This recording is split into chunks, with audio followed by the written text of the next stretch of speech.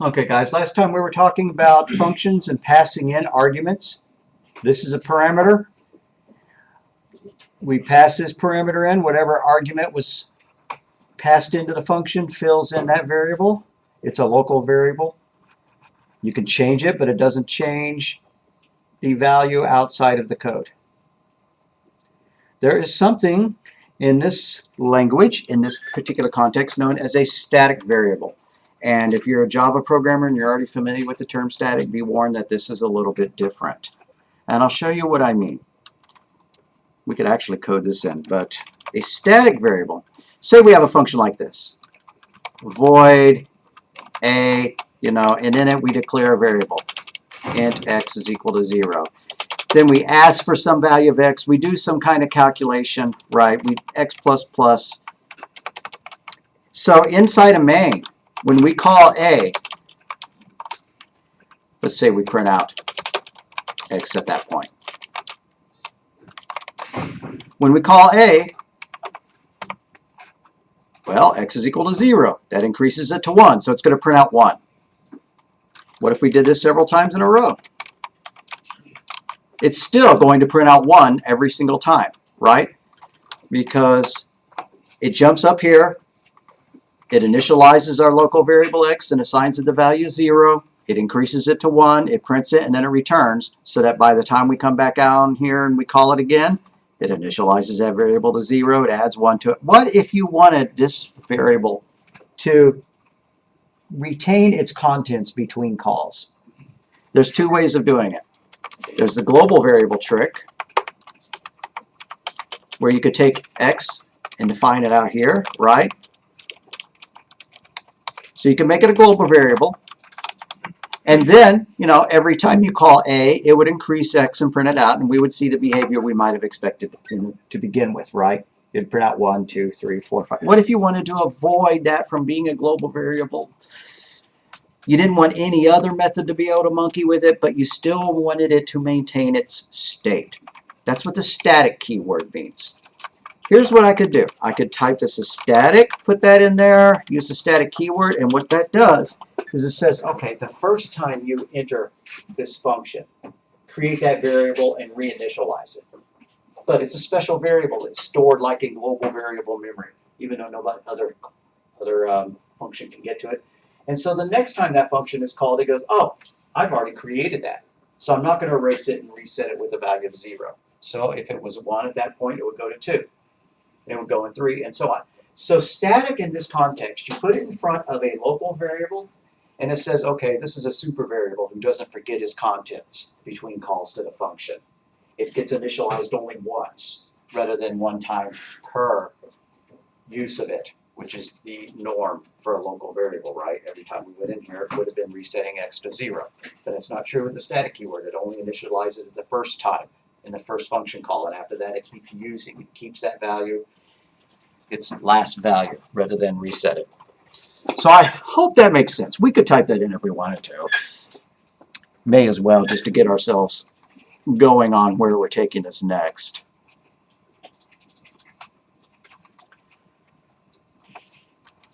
Because where we want to get to is the idea of pointers and references and default values for parameters. So we'll get there real quick. So I'm going to make an empty project, and I'm going to type in all my usual rigmarole.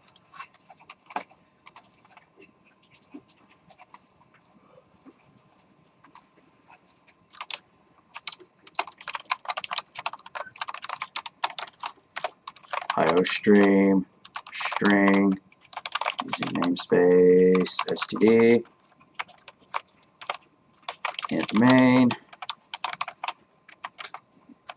system pause,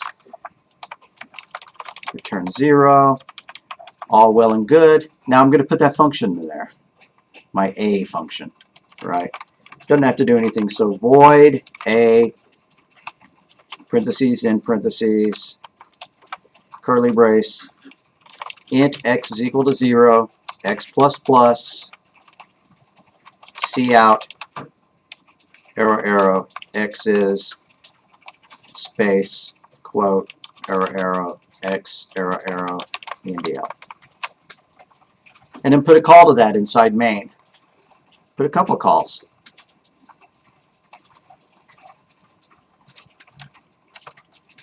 A, like that.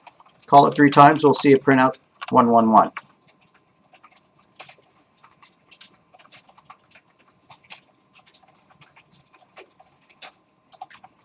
There we go. Because this variable is being reset, as it should be, every time the function is re-entered. It's a local variable. But if we add this word static in front of it, it stops resetting each time that the function is re-enabled. It's treating it almost like it's a global variable. 1, 2, 3. So that's a static variable.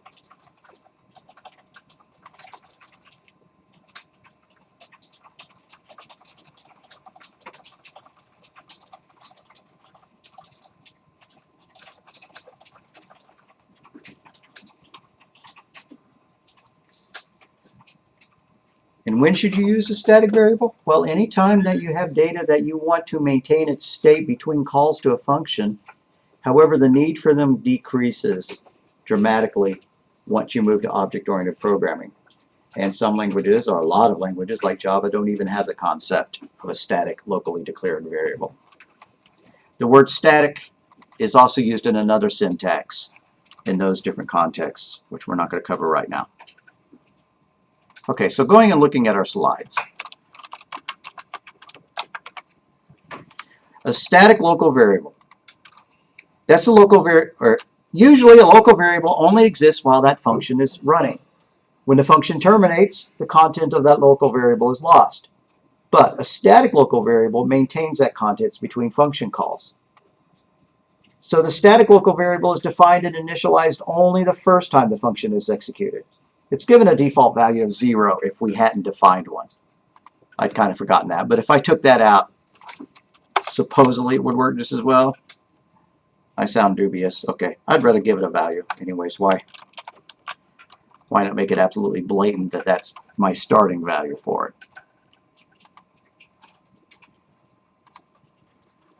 it? Otherwise, local variables do not retain their values between function calls.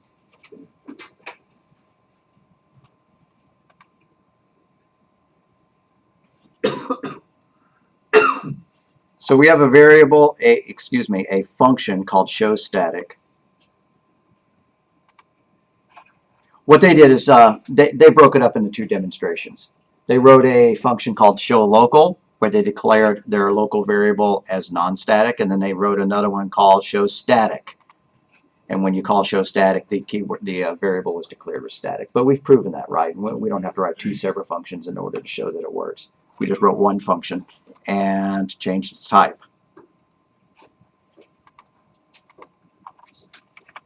So, static in front of a local variable causes that variable to maintain its state between function calls. Otherwise, the value is lost and the variable is reinitialized each time the function is called.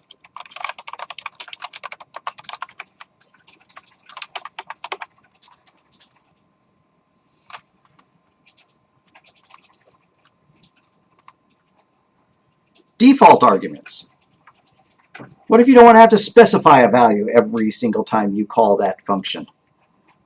What if half the time, you know exactly what it's going to do, but other times you want to provide a custom value for it? So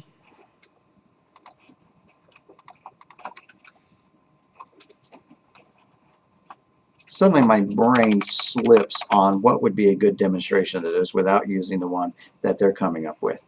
But let's say that you want to calculate the area of a rectangle. But we're going to decide that a rectangle and a square are similar enough that you could use the same thing for both. So if you pass in one value, I'm still not liking where my example is going. Why don't we just set up a test example and then we'll run with it. Okay, so I'm going to write another function. It's going to actually return a value. And let's call a function called add. let's write a function called add, which takes 3 variables, int x, int y, and int z. But we want to give them all default values. So int x is equal to 0, int y is equal to 0, int z is equal to 0. And then what we're going to do is we're going to declare a variable called total, add them up, and then return that. So int total is equal to x plus y plus z. Int total equals x plus y plus z. Now down in main, we can take advantage of that. We could say, alrighty, int t1 is equal to add. I want to add 1 and 2. Int t2 is equal to add. I want to add 1, 2, and 3. If I wanted to, I could do int t3 is equal to add, and I just want one number of my series, right? Or I could make a total that didn't have any values added together whatsoever, which should be 0. Int t4 is equal to add, right? Like that. Should have called it sum rather than add, but you get the idea, right? If I invoke it and I fill in all 3 arguments, great. You know, x is going to be 1, y is going to be 2, z is going to be 3. But when I call it, which is 2 arguments, the 1 filled in the x, the 2 filled in the y, but nothing was provided for z, so it just defaulted to 0. Here I called it with only 1 argument.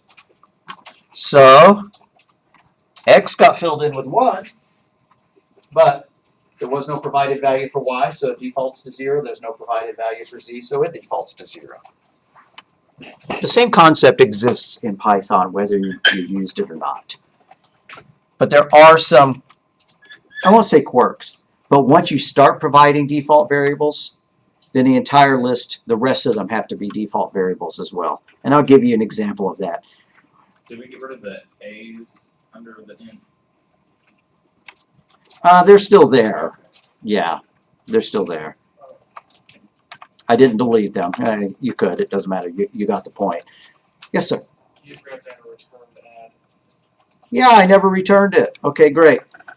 See, here I was bragging about how it worked, but I never actually tested it. And then return total right there, right? Why add that stuff together if we weren't going to return anything?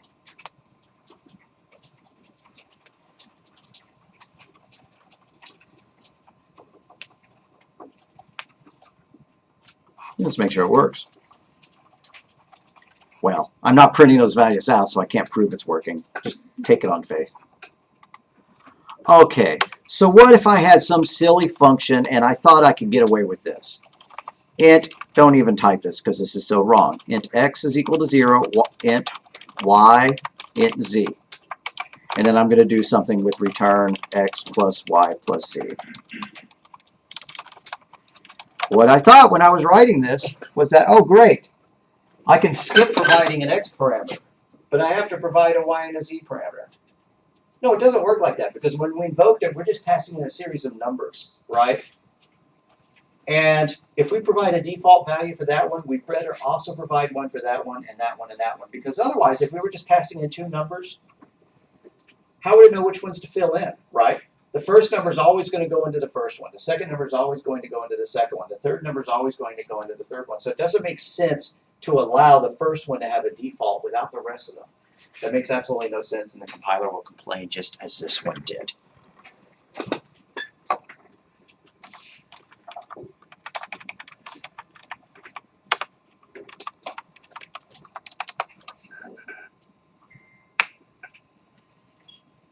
So let's make a hello function that says hello to somebody. Void hello, and it's going to take a string with a F name, a first name, a string of a middle name, and a string of a L name. That's an L, not a 1. And let's build their name, a full name out of those 3 things. But let's put defaults in for middle name and last name. And our defaults are just going to be empty strings. So equals string string. And then last name equals string string. You see where I made those changes? Why did we do that? So that we could say hello Joe, Or we could say hello, you know, and pass in 2 names, or we could say hello and pass in 3 names. So let's declare a variable called name, and we'll set it equal to the first name that was passed in. And then if there is a middle name, we will add it. If mname not equal to empty, then name plus equals Is that in mname. name or in? I've goofed that one. Okay. Mname, like that. I goofed that. And then if lname is not equal to empty, okay, I've made a couple of mistakes that I wish I hadn't. Okay, so if we have a middle name, we want to add a space followed by their middle name, right? So to say Jeffrey Glenn, right? Or Tom, you know, whatever, Roberts, his middle name. And we want to do the same thing for the last name. If last name is not equal to empty, name plus equals a space followed by L name. And then we can just say hello. Cout hello, comma, space, end quote, arrow, arrow, name, arrow, arrow, quote, exclamation mark, backslash n.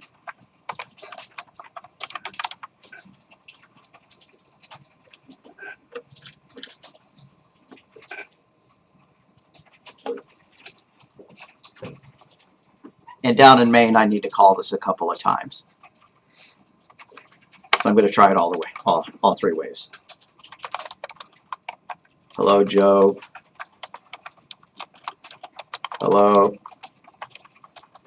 Joe, end quote, comma, beginning quote, Bob. Hello, parentheses, quote, Joe, end quote, comma, Bob, end quote, comma, Roberts.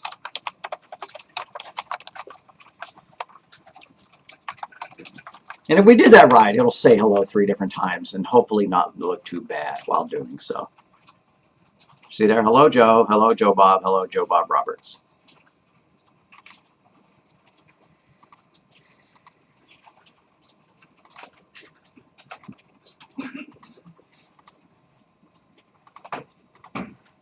Like that.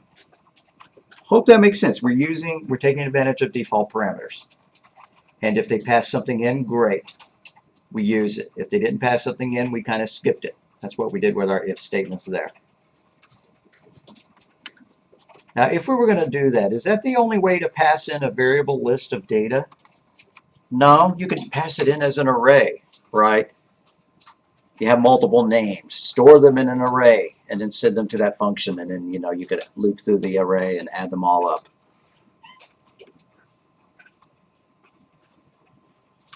Anybody need typo correction or something at this point? Do I see any hands right? Okay.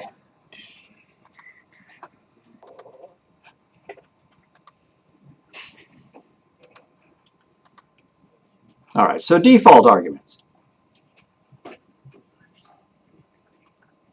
I think I gave y'all an assignment for writing something that would display, you know, a rectangle based on the number of rows and columns specified. I think I gave that. Well, I'm going to kind of skip past this because it shows you how to do it. Don't look. I'm kidding. If you want to look at it, fine. There's a method here called display stars, which lets you specify the number of columns and the number of rows. But they made the change to it so that, or they were going to make the change to it, so that you could pass in custom values into it, default arguments. Now this is making what apparently is an important note that I forgot, which is that if you're going to specify default arguments, you'd better do it in the prototype. Now we didn't even have prototypes for our functions, but it's a good point. What if we had a add method here that was prototyped up at the top of the code? I'm just going to grab all 3 of those, that entire line, int add x equals 0, 0, and I'm going to go and above everything, I'm going to create a prototype.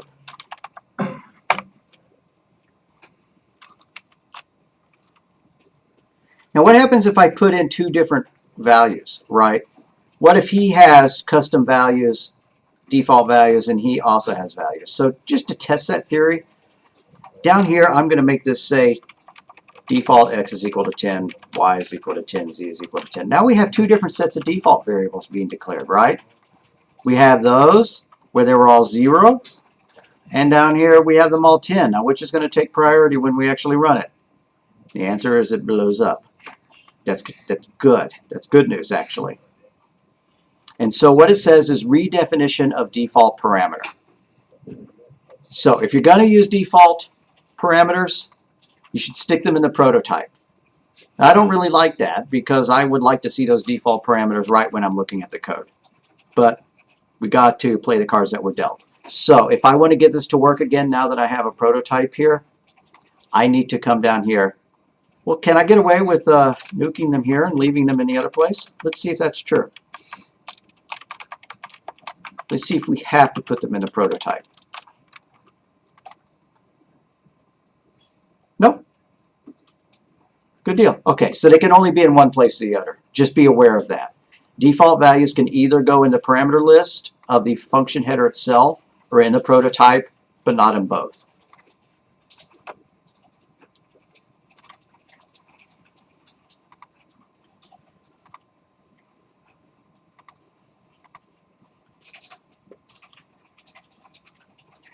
So if not all parameters in a function have default values, the ones without defaults go earlier in the list than the ones with the defaults. So when an argument is omitted from the function call, all the arguments after it must also be omitted. You can't do this. You can't say, oh, I want you to accept my default value for the middle argument, but I'm going to go ahead and give you a third one.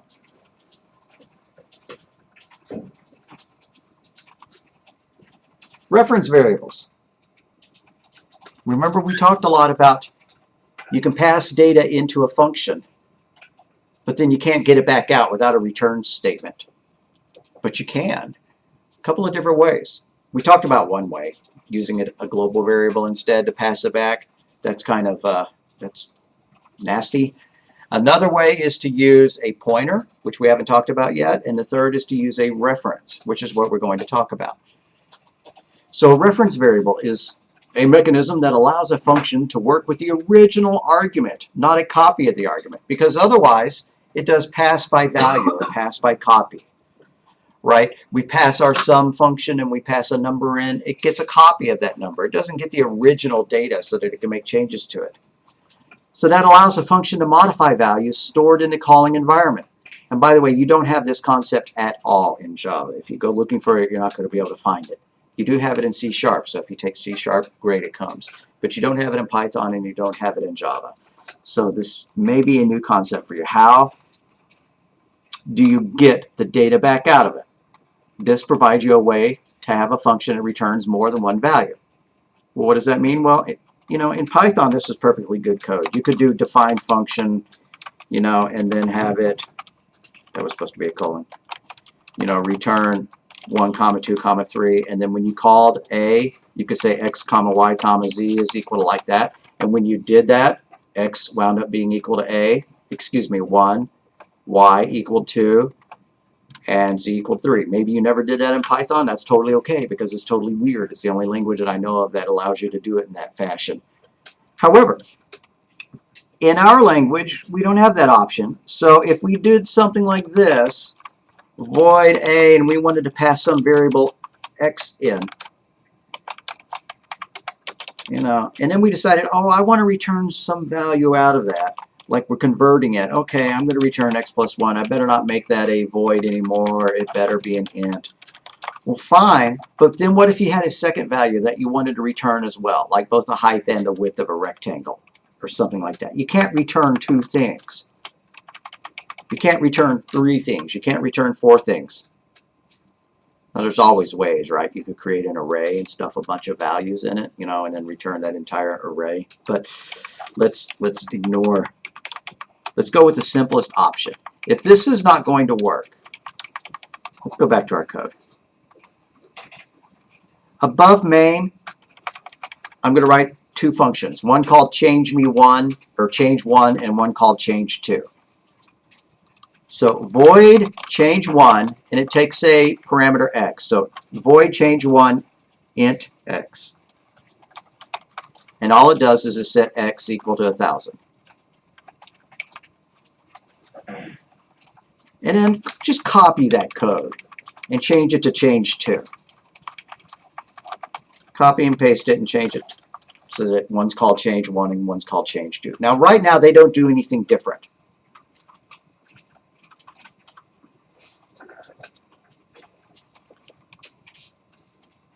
So down here in main, I'm going to actually invoke those methods. Int I1 is, int I is equal to, 100, and then call change 1 and pass in I into it like that, and let's print out I. Cout after change 1, I is, end quote, arrow, arrow, I, arrow, arrow, ENDL.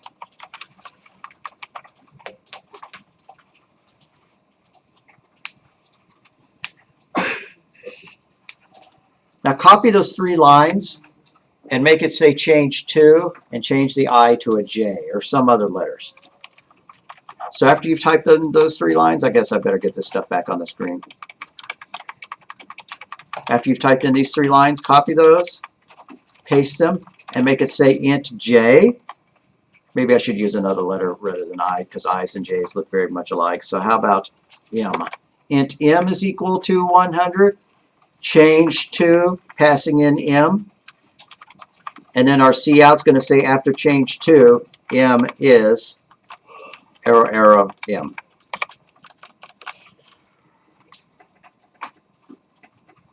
All right, and as expected, calling these change 1 and these change 2 functions did not change that variable, right? Because it's passed by value, it's passed by copy. When we call change 1 right here, it runs up here, it passes that variable's contents into here, so x is now equal to the contents of the I variable, which is 100. And sure, we change it to 1,000, but great, after we're done, it never changed the original variable, and that is by design. And they are both working the same way. But there's a syntax we can use that causes this variable not to be passed in as a copy, but as the variable itself, as a reference to the original variable.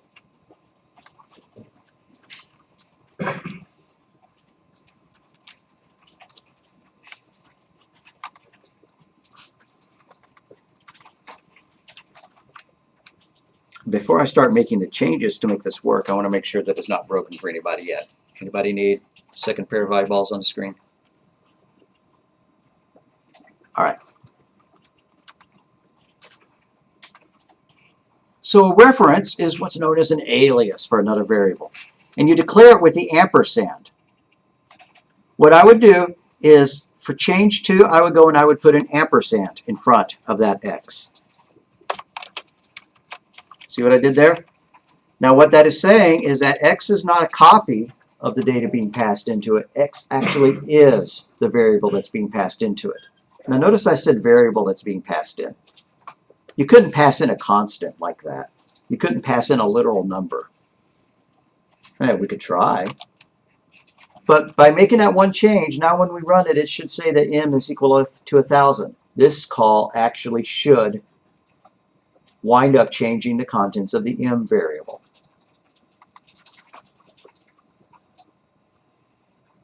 And there we go. After change 1, I is 100. After change 2, m is 1,000. So it worked. We added the ampersand symbol there that said that x is a reference variable. It's an alias to the original variable being passed in. What if you tried to pass in something other than a variable? What if you tried to pass in a number like 300? That's not going to compile. Why? Because how in the world would this be expected to change 300 to 301 or to 1,000 or something like that, right? This has to be a variable of this type. It can't do the trick where it'll convert it on the fly, right? If we change this one to pass in 300 or whatever, no problem. That 300 would be copied into x just fine. The function should work just the same. So I'm going to undo that change. So let's write a function that uses the reference symbol, the ampersand, to allow us to pass back a value. So void add 2. It's going to take two variables, int x, comma, int y, comma, and an int ampersand result.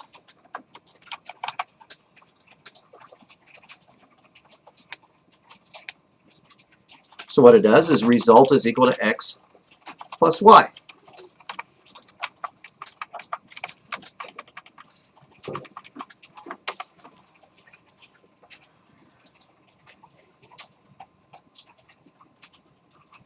Now let's test it out.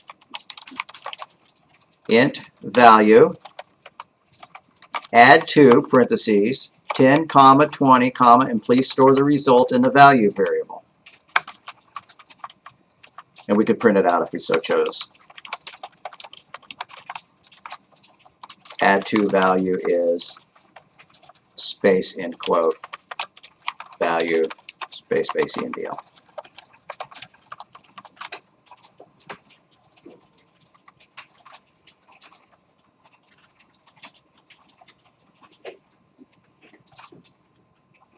So that worked. But we could have just returned that value, right? It's not like this is giving us any new miraculous information there. But what if it was an operation that could fail? Now, adding's probably not going to fail. But division could fail, right? Because you could try to divide by 0. So we're going to write a function called div2 that returns true or false. And if it's true, you can use the value that's stored in result. But if it's false, it meant that we tried to divide by 0. So, bool div2, we're going to do int x, int y, and the result might be floating point, so float ampersand result.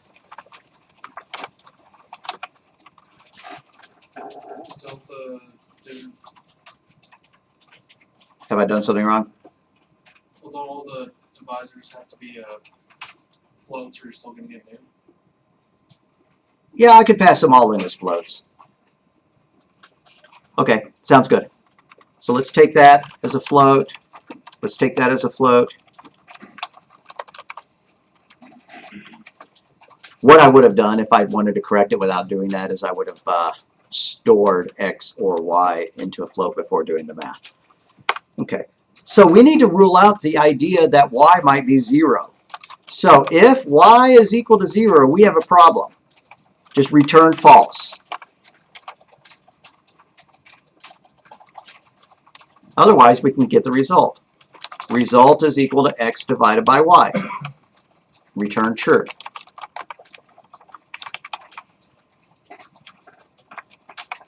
So our code could call that function. And if it was valid data that got returned, then we would know that we could trust result. But if it was invalid data, because we tried to divide by 0 or whatever, it would return false, and we would know not to use that result variable. This is a very common programming motif, a pattern to follow, which is to have your function return a true or false based on whether it succeeded or not, and then have the result, the good result, actually pass back as a reference variable, or as a pointer, or something else that serves as a way to handle this.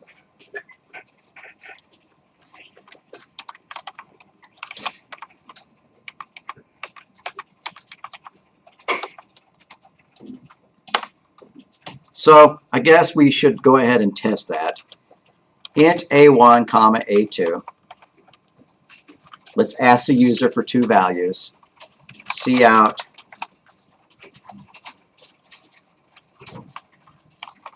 enter a number. Cn into a1.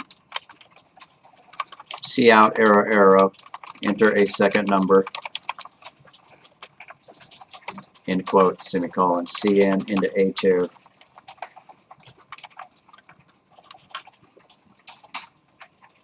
Now we're going to have to declare a Boolean variable to hold that true-false flag, whether the division worked or not.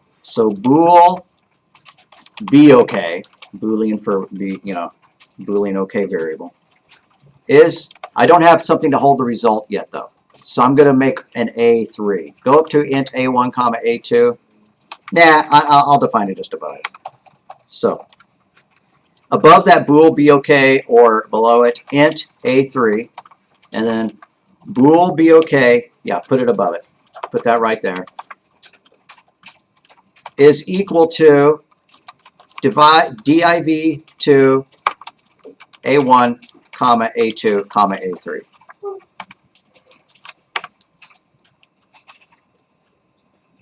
Now it's giving me grief because I never actually initialized A3. And also because these are ints. I should have made them all floats. My mistake. You see that word int there, and you see that word int there.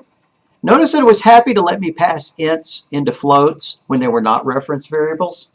But this one, which is defined as a reference variable, had to be of the exact correct type. So just to fix that, I'm going to go ahead and change that int to a float right there. And also that one.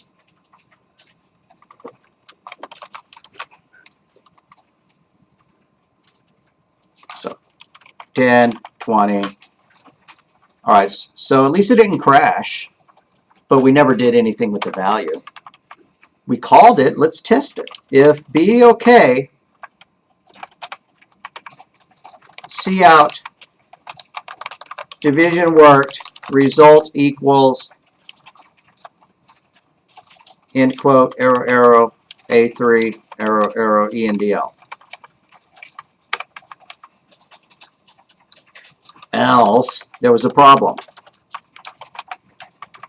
Cout, arrow, arrow, division failed. Did you divide by 0? You naughty boy. Alrighty, there we go.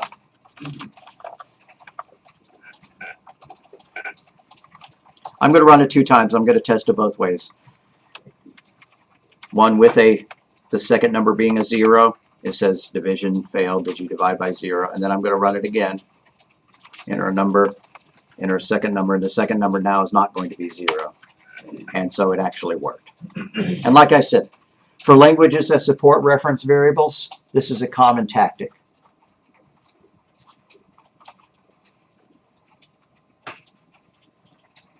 I'm going to take out some of these curly braces just so I can try to get more of the code on the screen at the same time.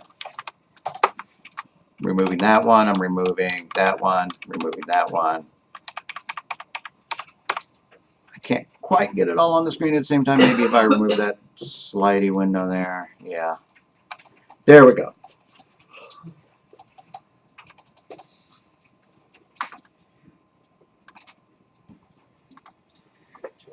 So this chapter doesn't talk about pointers, but it's the right point to introduce the idea because we're already learning how to use references to pass things back. Well, references are the C++ way of doing it, and if you recall, C++ came like 15 years after C was invented in the 70s. So there was an older way of doing it. They didn't have references back for the first one, but they had pointers. And you define pointers. I want to make absolutely sure I get this exactly right so we don't have to make any corrections.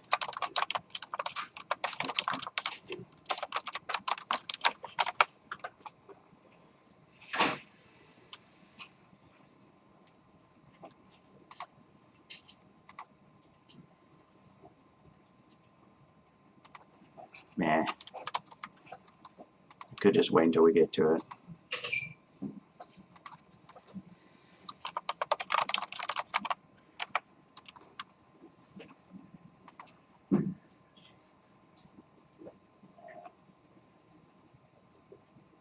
All right.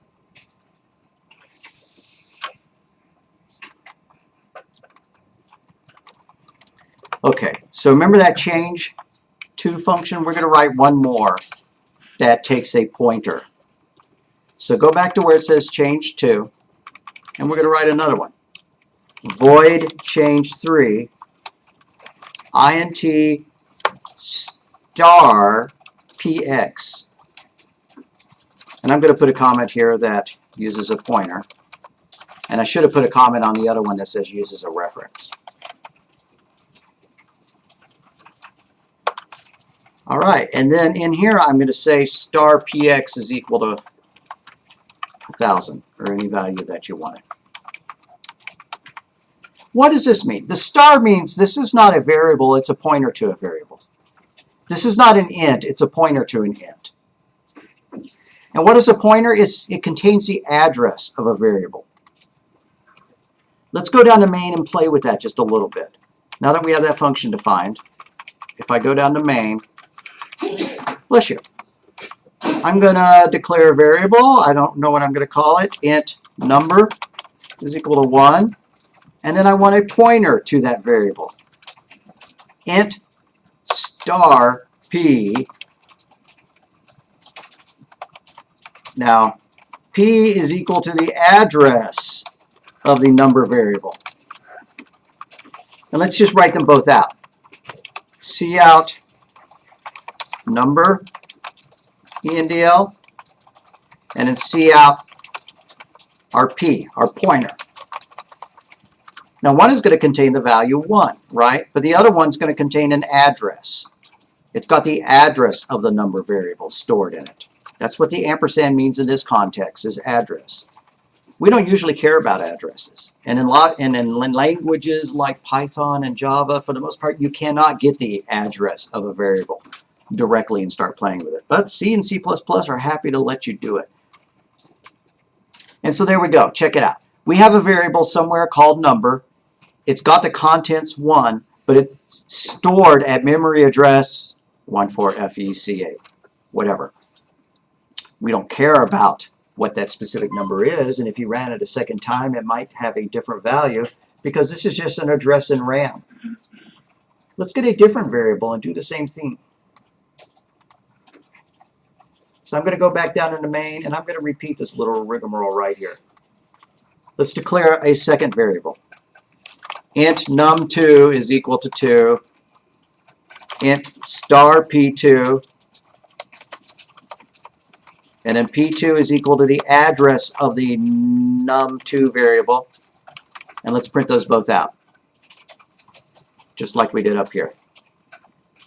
Cout number arrow ENDL, except it wasn't supposed to be number, it was supposed to be num2.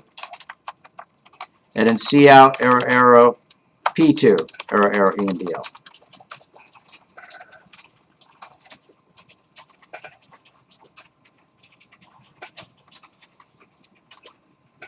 So the first variable we declared is stored at address 3df8d0.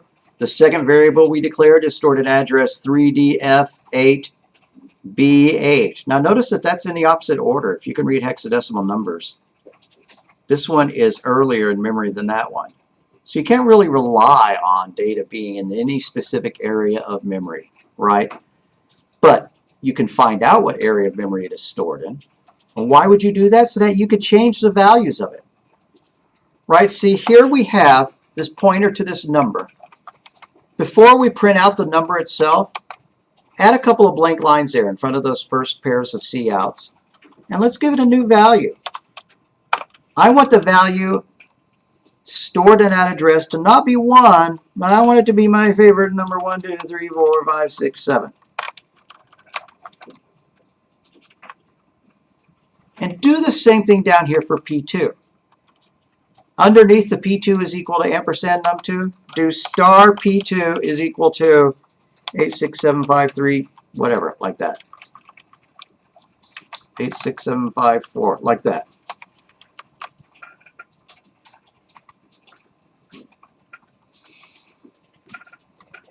Now check out what it did. Without changing, we never had a line that said number is equal to 1, 2, 3, 4, 5, 6, 7, right? Nowhere do we see the code number is equal to 1, 2, 3, 4, 5, 6, 7. Yet when we printed out the number, it printed out 1, 2, 3, 4, 5, 6, 7. Just like down here, we never said num2 equals 86754. But it got changed to 87654 anyways. And the way it did it is that this syntax here. P is the address of that variable, and referencing that address, that's what star means, is referencing that address, write that value to memory. And so then when we print out number, it's got that new value in it. Now, if this kind of sounds low level and detail and technical wonky, yeah, that's why people write in C, is when they want to control, you know, things down to that kind of level. You can't do this in Python. And you can't do this in Java. You can't do this in most languages. But C was originally written as a programming language to control hardware, as an operating system level development language, rather than, you know. But it was good enough that people then extended it to be able to do all sorts of other things with it. But this is an example of it. The syntax is kind of weird, right? But hopefully it makes sense. The ampersand says, give me the address. Give me the address of this number variable and store it in my P variable, which is a pointer to an int. And then, okay, take that pointer and write to the content that it points to, 1, 2, 3, 4, 5, 6, 7, and that replaces the value of that number variable. You can use the same tactic when you're, and we did up here in change 3, right? He is a pointer to X. He's not X himself, he's a pointer to X. And so if we want to change what he's pointing to, we use that dereference symbol, the asterisk. Now there are double pointers and there are triple pointers. People will declare things like this. Int star star P. Int star star star P. That means a pointer to a pointer, or a pointer to a pointer to a pointer. That's where the brain kind of starts to hurt. But what people tend to do if they need to do that is they just wouldn't use P. You know, if you have a single pointer, you put 1 P there, but if you have a double pointer, you use 2 P's there. If you have a triple pointer, you use 3 P's there. That way you know how many times you have to dereference it in order to get down to the original X, right? I'm going to delete that. That's a little bit obscure for what we're talking about. So down here in our code where we did some calls to change 1 and change 2, scroll down here, find one of those, like that. Find the one that says change 2. In fact, just copy all 3 of those lines. Copy the line that says int m is equal to 100, change to m, and then C out after change 2. Grab those 3 lines right there, copy and paste them. You have to scroll down into your main and find them. I'm sure you can. Grab those 3 lines, copy and paste them, and we're going to make a new variable, not m, z. Now we're going to call change 3, which is the one that requires a pointer. So we can't pass in z, but we can pass in the address of z. And then this C outline needs to be modified a little bit. After change 3, comma, z is.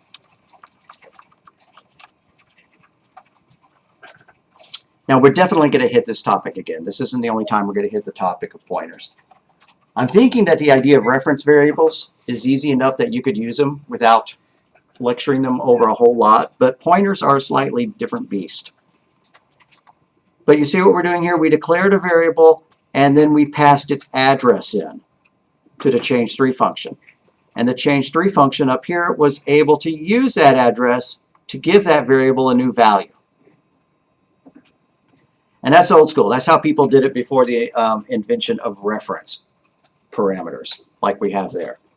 Why would you prefer one over the other? Well, this is easier to write, isn't it? This syntax is much closer to what we've been doing all along, right, in Python and in this language. Well, in Python, you didn't have to give it a data type. But, you know, we're saying, okay, we have a variable x, but, oh, by the way, I need access to change that variable. That's all we had to do is add the ampersand there. But that's not all we had to do here. We had to add the star, and then every single time we use that variable, we had to dereference it by putting a star in front of the variable name.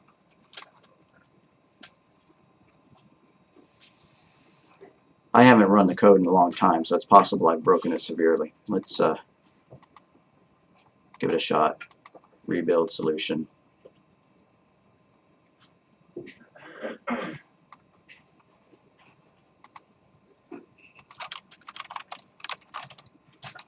All right, so at least it didn't blow up. So I need to make a couple of notes. I'm going to copy these 3 change calls and paste them into our notes down here. And so after change 1, I'm going to say this doesn't actually change the value of the variable passed in as an argument.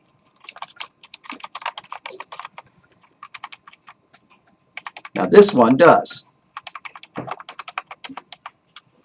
Using the ampersand to mark x as a reference, alias, allows the function to change the value of the argument variable. And then using the pointer symbol star allows the function to change the contents of memory at the address passed in as an argument. So the three different ways in which they work. If we defined change 1, and this is not by reference, it's not by pointer or whatever, so it's like me saying, okay, I want you to do something, I'm going to write a piece of information on a piece of paper, I'm going to hold it up to you, you're going to write it down and do something. So all you're doing is getting a copy of it. If we define it like this, with the reference symbol, you're not only getting a copy of it, I'm writing some information on it, and I'm actually giving you the paper so that you can write on it. And when I come back and look up the paper, it's been changed. Now with the pointer, it's different. It's like I write something down, I stick it somewhere, you know, and I say, okay, this is number 1, 2, 3, and then I say, okay, I want you to work on number 1, 2, 3, and then you came over here and you changed it. So it's a indirect reference. Hope that makes some kind of sense. Hopefully it will the next time we talk about pointers.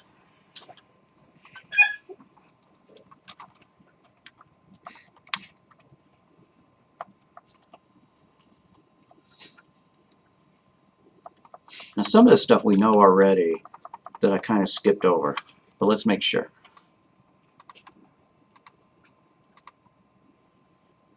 All right, so what we've been calling,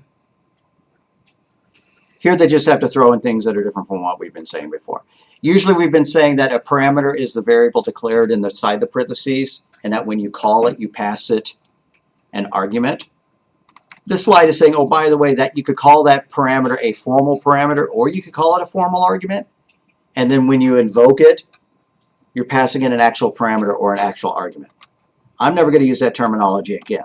But if you wanted to, you know, if you have this void am a, you know, and it takes a variable x, and then when you call a, you pass in 100. X is the parameter. 100 is the argument. The book is saying that we could say x is the formal parameter, and 100 is the actual parameter. Or we could say x is the formal argument, and 100 is the actual argument. I'm not going to use those terms. This is accepted through more textbooks, right? So I'm not going to quiz you on that. I'm not going to ask you on the exam. But if you needed to know, the formal is when you define it, and the actual is when you use it by passing something into it.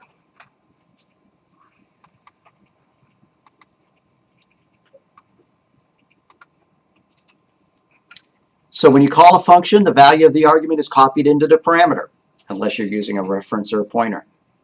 The parameter scope is the function.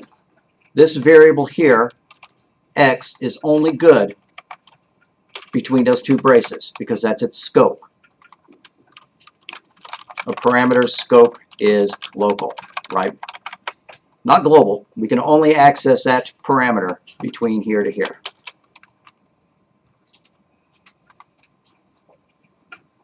Functions can have multiple parameters. Our sum function took 3 parameters, right? It took x, y, and z, something like that. You have to list your data type in the prototypes and in the argument declaration in the function header for each parameter. That's kind of worded obscure. Let me re-say what. If we wrote a function that took int x1 int x2 and int x3, and it returned x1 plus x2 plus x3. If we wanted to make a prototype for it, the prototype, all it would have to have would be this. That's enough for the prototype. That's enough for the compiler to be able to figure out how the sum function is called, that it requires 3 integers, and what it returns. The names of the parameters are not important to the compiler. But down here, you do have to give the names, right? Or else the code wouldn't have, any access to them. I think this is kind of too clever by half, because this is useful information, right? The variable name's actually useful information. Like if we were going to write something that took somebody's name and an address, right? Int, print, and we were going to take somebody's name and their address. And we did something with that information. Okay, so by these rules here, not having to use the variable types, we could do this, string, comma, string. Which one tells me more information, right? If I'm just looking at a header file and all it says is print string, string, I have no idea why you would use it. But if I looked at the header file and saw a prototype that looked like this, print string name, print string address, I go, oh, I see what you're doing. I see what kind of data I need to pass to it. So I don't like leaving off the names of the variables in my prototype, but it's legal. And so that's what that slide was saying.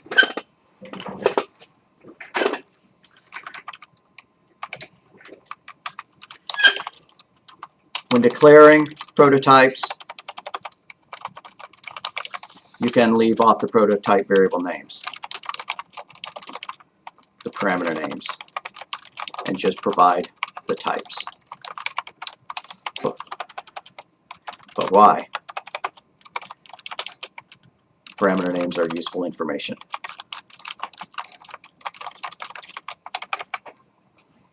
All right, that's about enough of that. Passing in multiple arguments, we know how to do that. Passing data by value, we've been doing that all along. Every time we've called a function up until we started talking about references and pointers, we've always done it by value. All right, so we're going to stop here.